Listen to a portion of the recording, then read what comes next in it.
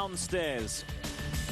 And if you are a racing fan, not necessarily a sports car racing fan, you would have been thrilled to see the close battles that have been going on for the last two and a half hours with the likes of Dario Franchitti, Juan Pablo Montoya. They were all in there. Romain Dumas. So many big names here at the Rolex 24. Let's bring you up to date with some important facts and figures here on the Rolex Race Analysis. And you can see that we are yet to lose a car from this 49 car field.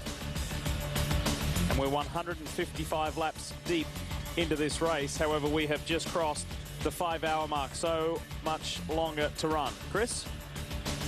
Well, guys, typically we're crawling all over these cars trying to see what types of new bits and pieces these teams are using. But one thing we've seen pop up in just the past couple of years is all about driver comfort. Now, years ago, many years ago, when Calvin Fish ran this race, I'm sure he took off his helmet and his suit and threw it in a sweaty ball in the middle of the motorhome. And then when it's probably about 40 degrees at 4 in the morning, he had to put that sweaty suit back on. But Shockdoctor has developed a heated blowing system that the teams are using to dry out these helmets. So you can see these power blowers down here drying out helmets. And not only helmets, they've got a garment bag over here. The blower down on the bottom, blowing hot air into this garment bag where we can see one of the Childress team suits in there drying, gloves, balaclava, everything there. And now looking at the box, the interesting thing I like about this is ionized or ozonated air. So it's saying that with repeated use, it can substantially break down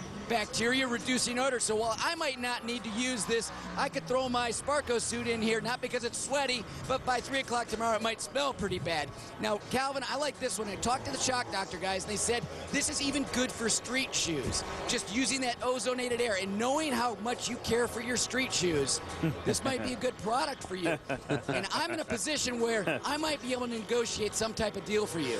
Well, Chris is king of the dodgy side deal, so I'm sure he could. But I remember back in the long time ago, back in the late 80s and early 90s when I was doing this race, I used to look on in envy at like the Tom Walkinshaw Racing Group. They used to have these electric dryers back behind the paddock area, and all the guys would get out of their suits and they'd throw them in there, put a nice warm cozy one for their next stint, and we'd have a damp one to put on. But those were the days.